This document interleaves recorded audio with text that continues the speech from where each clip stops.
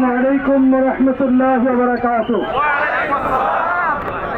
إن الحمد لله والصلاة والسلام على سيد الأنبياء والمرسلين وعلى آله وأصحابه أجمعين.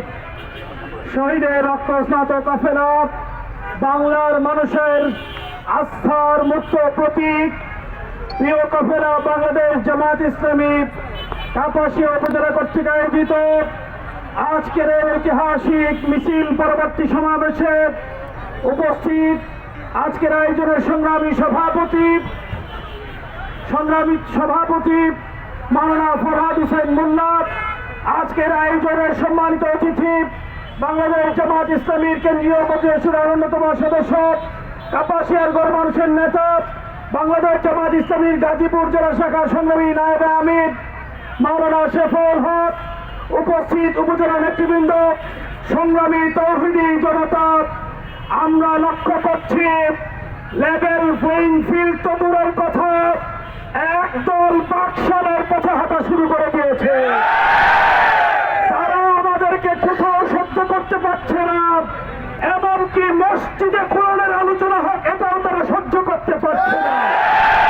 যদি এই অবস্থা চলতে থাকে, নির্বাচন তো দূরের কথা, দেশে সুষ্ঠু পরিবেশ বিধান করাই কঠিন হয়ে যাবে। সংগ্রামী ভাইরা, আমরা দাবি করছি যদি নির্বাচন দিতেই হয়, ফেব্রুয়ারিতে সুষ্ঠু নির্বাচন করতে হয়, সকল দলের জন্য সমান নির্বাচনী পরিবেশ নিশ্চিত করতে হবে।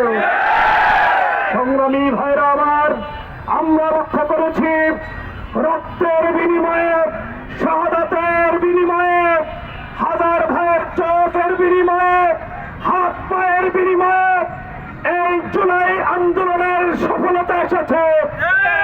এই জুলাই আন্দোলনে এই সকল শহীদ, এই সকল জীবন্ত শহীদ আহত ভাইদেরকে দায় মুক্তি দিতে হলে এই বাংলাদেশে তাদেরকে বীর হিসেবে ঘোষণা করতে হলে আইনি ভিত্তির কোনো বিকল্প নেই। সুতরাং এই জুলাই বিপ্লবের শহীদদেরকে বীর হিসেবে ঘোষণা করে তাদেরকে বাংলাদেশের রাজকীয় সংবর্ধনা দিয়ে জুলাই আন্দোলনের আইনি ভিত্তি দিতে হবে। সংগ্রামী ভাইরা আমার, যারা এই দেশ থেকে পালিয়ে গিয়েছে তারা কিন্তু বসে নাই, তাদের ষড়যন্ত্র চলমান, তাদের ষড়যন্ত্র নস্যাৎ করতে হবে, তাদেরকে এই বাংলাদেশ থেকে নিষিদ্ধ করতে হবে। সংগ্রামী ভাইরা আমার, কোন আন্দোলনের সফলতা আসে না যতক্ষণ পর্যন্ত আপনি নির্ঘুম রাত কাটান, যতক্ষণ না পর্যন্ত আপনি রক্ত দিবেন,